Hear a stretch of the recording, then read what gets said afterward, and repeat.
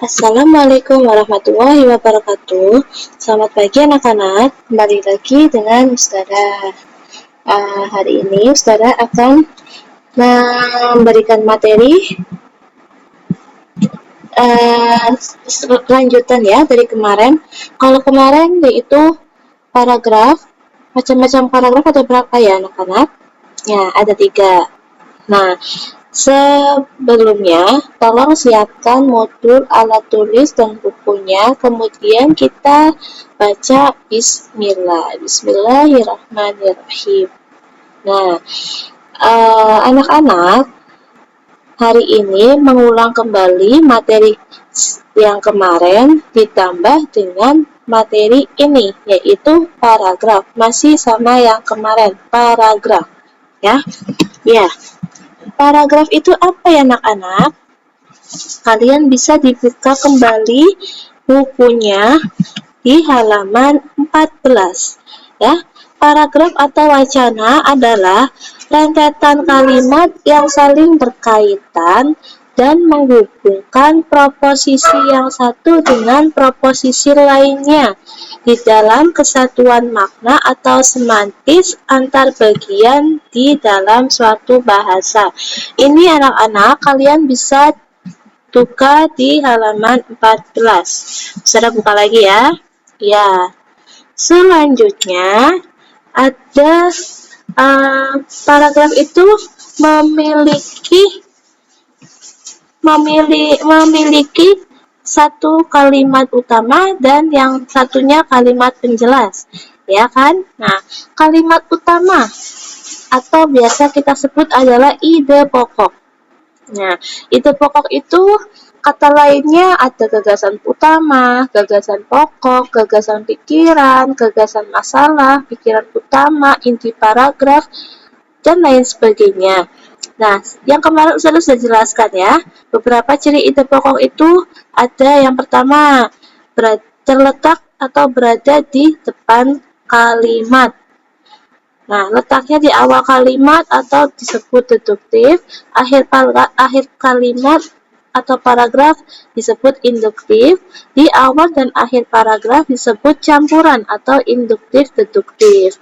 Terus yang kedua berupa pikiran utama, yang ketiga mengandung inti persoalan, mengandung inti persoalan yang dibahas, yang keempat dinyatakan secara eksplisit, terus yang kelima dituangkan dalam satu kalimat dan kalimat tersebut disebut juga kalimat utama. Yang kemarin sudah Ustazah baca ya, sudah Ustazah jelaskan.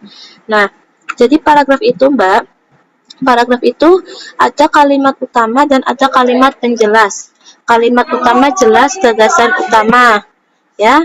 Terus kalimat paragraf itu sudah Ustazah jelaskan, yang biasanya paragraf itu ada ide pokok dan juga ada kalimat penjelas. Ide pokok itu yang sifatnya umum, kalau penjelas itu yang sifatnya khusus. Jadi kalau ide paragraf itu atau paragraf pokok pikiran itu biasanya satu penjelasan itu mengandung beberapa arti seperti itu. Nah, selanjutnya jenis-jenis paragraf sudah Ustazah jelaskan ya, yaitu ada paragraf deduktif, induktif, dan campuran. Ciri-cirinya juga sudah Ustazah jelaskan. Ada kalau deduktif, letaknya di awal, terus diawali dengan pernyataan umum, nanti di belakangnya ada uraian atau khusus.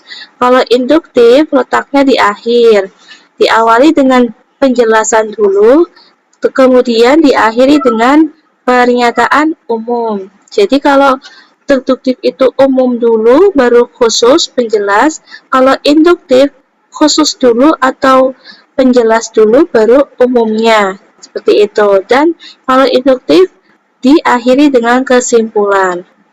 Ya, dari sini paham? Ya. Oh iya.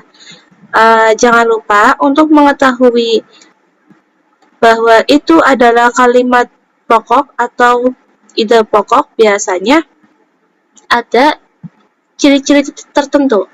Nah, misalkan nih, ide pokok itu kunci utamanya, untuk mencari ide pokok itu kunci utamanya kalian harus mencari kata-kata kesimpulannya. Dengan demikian yang penting intinya, jadi pokoknya, kayak gitu. Itu adalah kunci utama mencari ide pokok. Kalau penjelas, kalimat penjelas, kalian harus mencari terlebih dahulu kunci utamanya, yaitu terlebih lagi, misalnya. Nah, itu adalah kata-kata penjelas, seperti itu. Nah, dari sini ada pertanyaan. Kalau tidak ada, kita baca bacaan ini yuk. Suku bangsa Indonesia, ya. Nanti anak-anak dibaca di rumah, suku bangsa Indonesia. Terus tugasnya apa? Tugasnya hanya ini saja. 1-5 saja sudah. Jadi sengaja Ustazah nggak baca supaya anak-anak baca. Ini dibaca, kemudian soalnya ini. Ingat, paragraf itu ada 3, deduktif, induktif, dan campuran. Ya.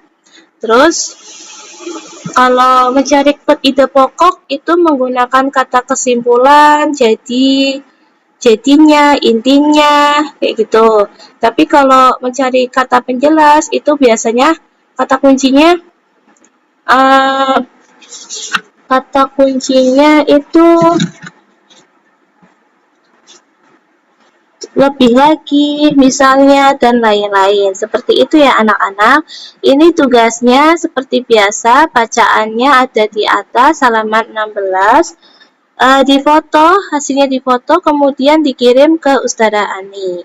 Ya, mohon maaf apabila ada salah-salah kata, dan jika ada yang kurang jelas, bisa hubungi Ustazah Japri.